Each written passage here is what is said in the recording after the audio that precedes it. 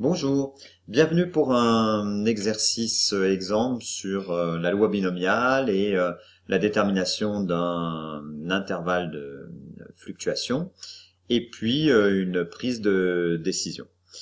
Je te laisse prendre connaissance de l'énoncé. Voilà, un médicament, un laboratoire sort un nouveau médicament, il annonce qu'il sauve 40% des patients atteints d'une maladie rare. L'autorité de surveillance veut contrôler cette affirmation et donc fait un test sur 100 patients atteints de cette maladie.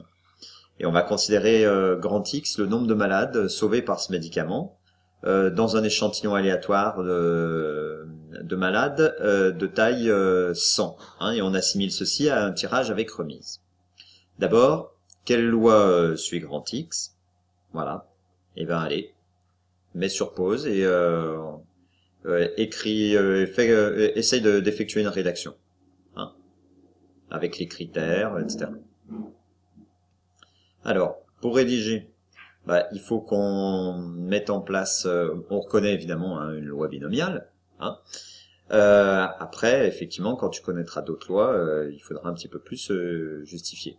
Enfin, non, pas plus, pas moins. Il y a des hypothèses. Il faut qu'on ait donc une épreuve de Bernoulli. Il va falloir définir le succès, l'échec, la probabilité du succès, les répétitions, combien de répétitions, est-ce qu'elles sont indépendantes et identiques, comme le tirage est avec remise, comme on assimile ceci à un tirage avec remise, voilà. Et puis après, établir que grand X suit la loi binomiale et énoncer les paramètres. Voilà, il faut mettre ça sous forme d'une phrase. Alors, on considère, là c'est une rédaction que je te propose. Toi, bien évidemment, tu peux essayer de t'en construire une, soit sous forme de phrase, soit avec des points et où à chaque point correspond une hypothèse de la loi binomiale. Donc, on considère l'épreuve de Bernoulli ayant pour succès un patient est sauvé par le médicament de probabilité P égale 0,4. Donc, on le dit pas, mais on pourrait le dire. Le succès, c'est un patient n'est pas sauvé par le médicament de probabilité Q égale 0,6. On répète 100 fois cette épreuve. On répète 100 fois cette épreuve. Donc finalement, c'est un schéma de Bernoulli.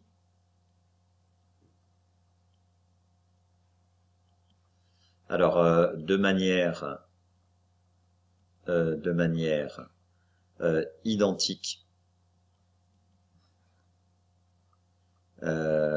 et indépendante.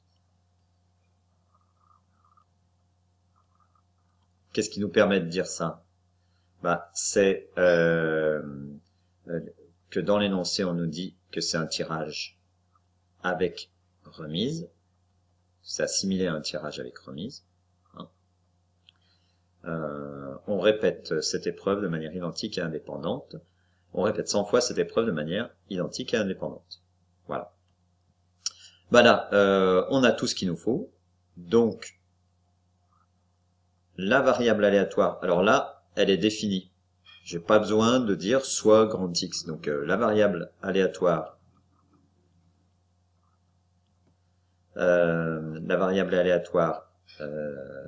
grand X suit la loi binomiale B de paramètres, 100 et puis 0,4. Voilà. Et on a terminé avec la première question. Donc deuxième question, il te faut déterminer petit a et petit b, les plus petits entiers a et b, tels que les conditions sont ici. Tu dois reconnaître en fait qu'on te demande de déterminer l'intervalle de fluctuation. D'accord? Les extrémités de l'intervalle de fluctuation. Ça signifie que, tu vois les prémices du tableau dessous là, ça signifie qu'il faut que tu fasses des calculs de probabilité, de P de grand X inférieur ou égal à K. Allez, vas-y, fais-le, et puis on vérifie l'intervalle de fluctuation. Alors, à l'aide de la calculatrice, tu peux aussi, toi, à la maison, utiliser un tableur, hein, parce qu'il est fort possible, on peut te donner un tableau rempli avec, et puis après, c'est à toi de choisir avec des valeurs. À l'aide de la calculatrice, on détermine A et B. Alors, moi, c'est toujours celle-ci, hein. Je vais donc dans liste, dans distribution, binomiale. Ah mince, bah oui, il faut que je rende ma première colonne. Donc première colonne, on va chercher la suite. Donc je mets grand X, virgule grand X, je veux rentrer k égale 0 jusqu'à 100, hein, donc de 0 jusqu'à 100, donc ça revient à faire x, hein, la variable c'est x, et avec une incrémentation de 1. Et donc ça, on va le mettre dans la liste 1. OK. Down. OK. Eh bien, on retourne maintenant dans le tableau. Voilà, il est rempli.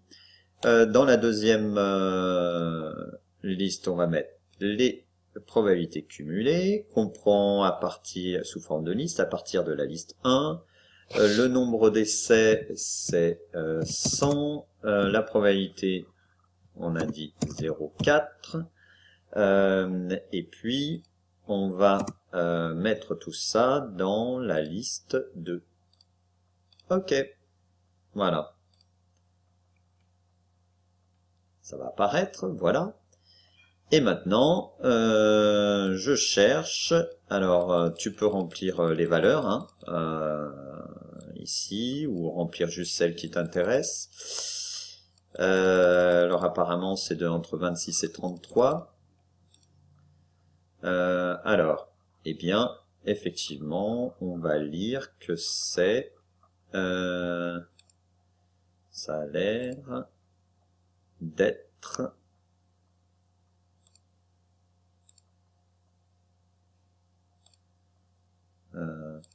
voilà, c'est ça que je voulais.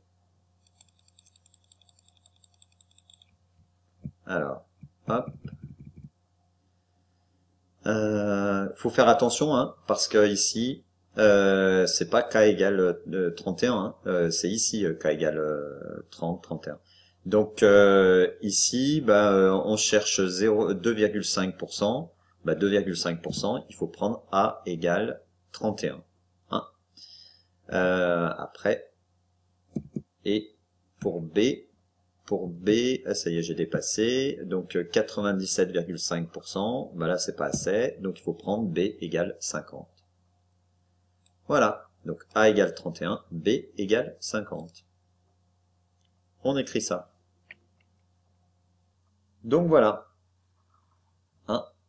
Et par conséquent, l'intervalle de fluctuation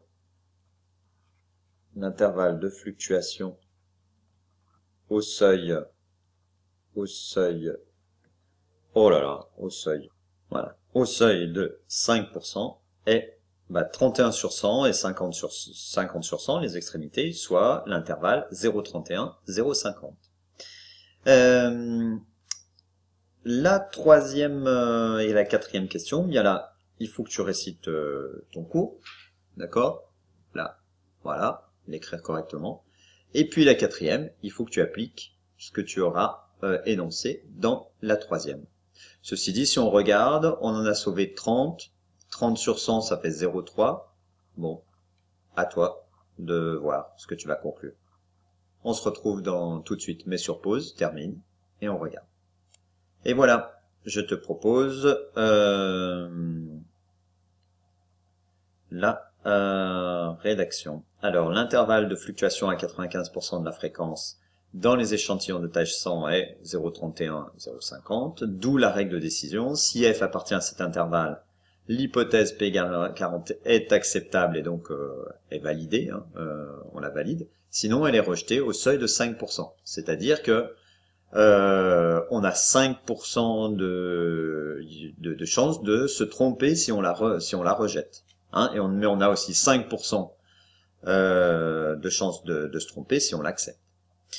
Du coup, la fréquence observée sur notre échantillon là de 30 malades, c'est 0,30. Or, 0,30, ça n'appartient pas à 0,31, 0,50. Donc, au seuil de risque 5%, eh bien, on rejette l'hypothèse suivant laquelle le médicament sauve 40% des malades. Avec un risque, on rejette cette hypothèse avec un risque de 5%. Mais à la fois 0,30, on se dit oui, c'est presque dans l'intervalle. Oui, mais c'est pas dans l'intervalle. Hein, c'est presque, mais ça n'est pas. Alors même avec 5% d'échecs, c'est encore, ça veut dire que voilà, ça pourrait être encore en dessous. Hein. Voilà. Et bien sur ce, ça te fait une bonne base de travail pour t'entraîner sur d'autres exercices. Hein.